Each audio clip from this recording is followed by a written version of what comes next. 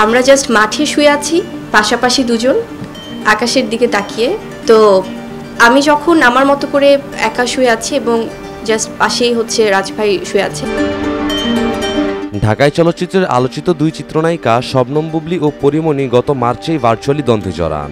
তবে এই দ্বন্দ্ব অল্পতেই শেষ হয়নি, এখনও চলমান বলে ধারণা ভক্তদের। রাজভাই সেভড মাই লাইফ। মানে এক সাক্ষাৎকারে বুবলী বলেন, শরীফুর রাজ ভাই আমার জীবন বাঁচিয়েছেন। আমরা পাশাপাশি শুয়েছিলাম এবং ড্রোন দিয়ে আমাদের শট নেওয়া হচ্ছিল। ড্রোনটা একদম আমার মুখের কাছে চলে আসে।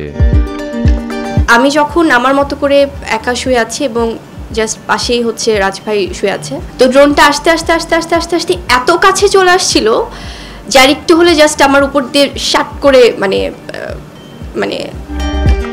আমি বুঝতে পারি নাই যে ড্রোনটা এত কাছে চলে আসবে।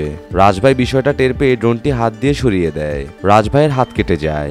রাজভাই আমাকে সেভ না করলে হয়তো আজ আমি এখানে থাকতাম না।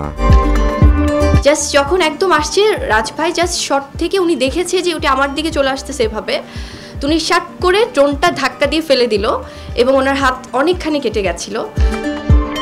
অপু বিশ্বাসের কাছ থেকে শাকিব খানকে যেভাবে কেড়ে নিয়েছে বুবলী, এখন কি সেই কাজটি আবার করতে যাচ্ছেন পরিমণির সাথে? দেয়ালের দেশ সিনেমার মাধ্যমে রাজ বুবলির সম্পর্ক আরও ঘনিষ্ঠ হয়েছে।